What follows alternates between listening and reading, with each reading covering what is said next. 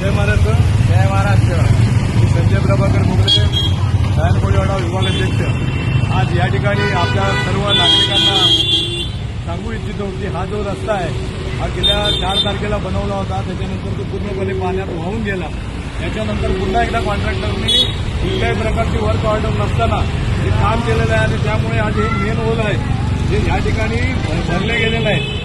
त्या ठिकाणी आता खडी टाकलेली आहे, त्याच्याप्रमाणे लाकूड टाकलेलं आहे याच्यामध्ये. आणि ह्याच्यात बघा, आपण बघू शकतो की लोक घसरून पडू शकतात टू व्हीलरवाले. त्यामुळे या कॉन्ट्रॅक्टरवर कारवाई होईल अशी मनसेची मागणी आहे. तसंप्रमाणे आपण पुढे पण बघू शकता, इकडे अशाच प्रकारे काम केलेलं आहे. आपण बघू शकता खडी कशी रस्त्यावर पसरलेली आहे. या खडीवरून टू व्हीलरवाले घसरून पडू शकतात. याची नोंद आपण सगळ्यांनी घ्यायची आहे.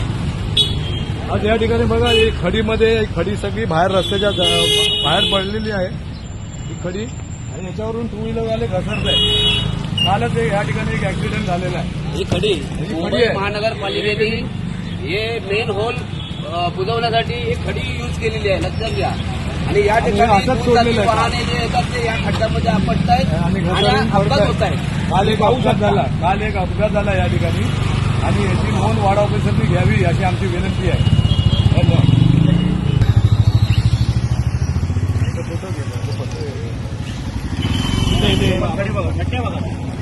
याच्यामुळे पडू शकतो. प्रकारचं काम केलेलं आहे.